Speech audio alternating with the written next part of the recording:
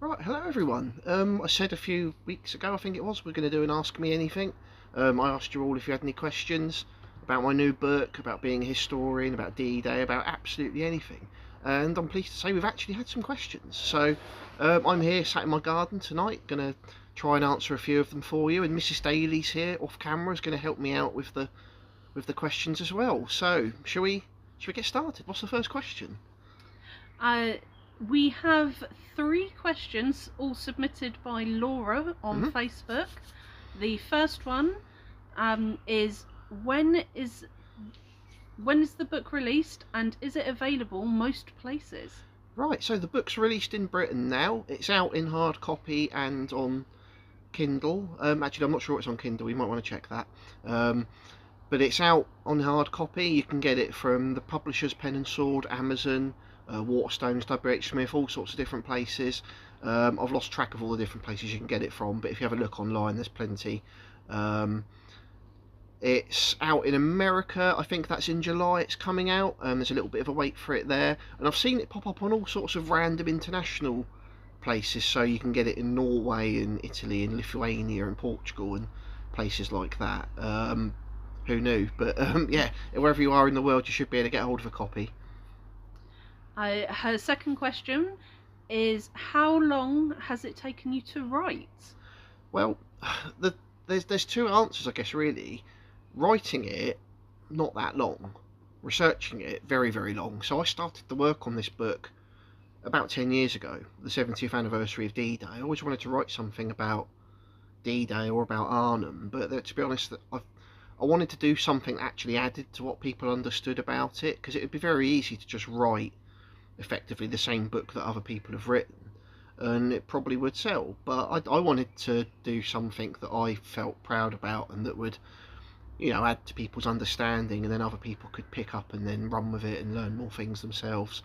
So the writing, not too long. The writing was probably about 2 years all told, but the research, you're talking about 8-9 years. So that was, bearing in mind I've got a full-time job, that was going to the archives, taking photos of documents, and then coming home and spending about 6 months working through those documents.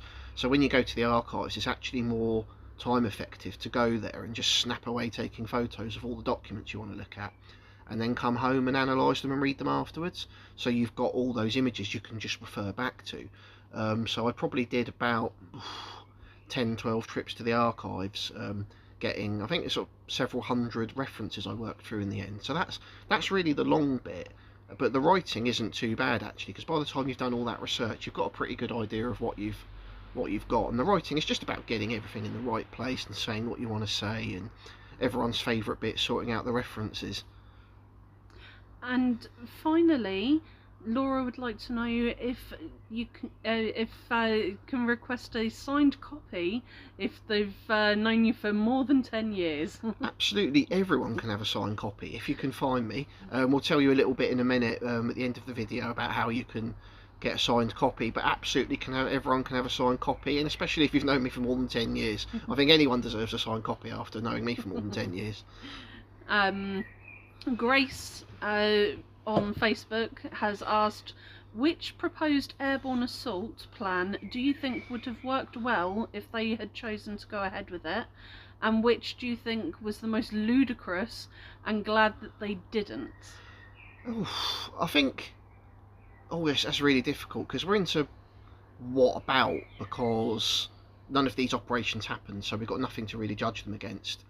There's one that would have happened just after D-Day called Operation Wild Oats, that most veterans and most people who've analysed it think that it would have been a disaster, because it would have involved dropping an airborne division behind German lines and then an armoured division advancing to relieve them, or so they thought.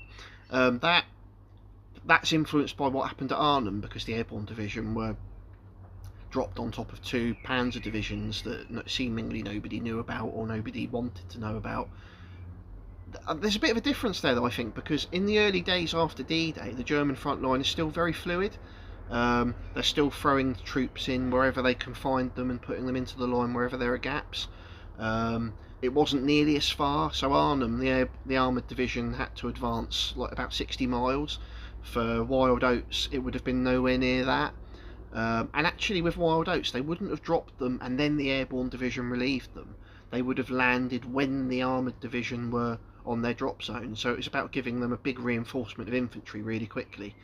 So that's one that's been really controversial, and it would be really interesting if anyone wanted to wargame that and see what happens. In terms of ludicrous, there's a few things in some of these that are a bit mad. There's one Operation Transfigure, which would have been capturing the port of St Malo in Brittany. One of the landing zones where they wanted to land gliders was on a beach, and so they had to plan this operation around when it was going to be low tide so they could land on the beach. Now, I don't know about you guys, but I think doing an airborne landing where you have to check the tide time because you're going to land on sand feels a bit dicey to me. But there's a few things in some of these operations that you look back and you think, I'm not too sure about that. Really good question, that one. Terence on LinkedIn has asked, what was the impact on Portsmouth and how it contributed to 2 world wars and D-Day? Well, I mean, Portsmouth exists because of the Navy, because it's a harbour. Where you've got the Navy in the dockyards, you then have an army garrison to defend it. That history goes back to 800 years, to 1194, when Richard I gave us our first charter. So it runs really, really, really long. There aren't too many places in Britain where I think you've got that longevity of presence. So most families in Portsmouth, either it's because of the Navy, the dockyard, or the army. That's why so many of us are here, or our ancestors came here.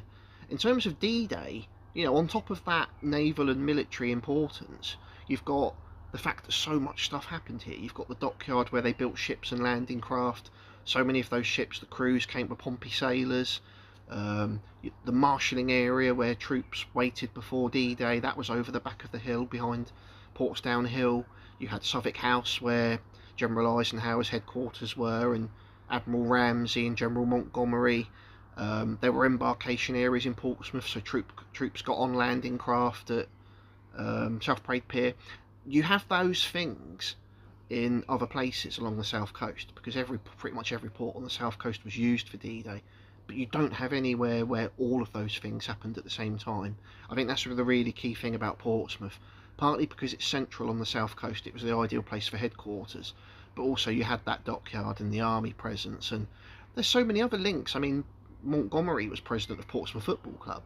He was garrison commander in Portsmouth before the war. Everywhere you look and everywhere you peel back the history, there's links between Portsmouth and D-Day. So there are places that have got D-Day stories, but I don't think there's anywhere that's got quite that layer of so many of them as Portsmouth.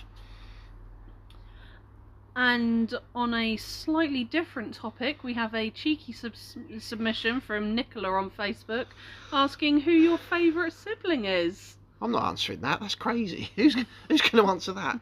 No. Honestly, anyone that says they've got a favourite sibling's lying. Because I mean, my siblings have put up with me going to museums and libraries and all sorts of things over the years.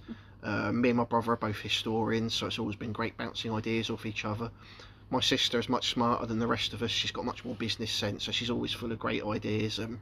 I think even back in the day, she used to pick what I used to wear for doing talks and things. So, that's a crazy question. I'm not going to answer that. And finally, a question from myself. Where can people come to see you talk and get those books signed? So, lots of talks coming up. I'm going to be at the D-Day Story in Portsmouth on Sunday the 7th of July. So come on down if you want to grab a book, get it signed. I'm going to be doing a little bit of a talk about the book and about how I came about to write it as well. That's on Sunday the 7th of July. I'm going to be at the Army Flying Museum in Middle Wallop on Friday the 2nd of August. Again, there'll be books available, and if you want to come and talk about the book, get it signed, I'll be doing a talk there as well. And finally, on 21st of August, I'm going to be at Fort Nelson Royal Armouries again, doing a talk about the book, and there'll be some copies available there. Hopefully there are going to be more events and talks and things booked up into the future, but those are the 3 public ones that are ready at the moment.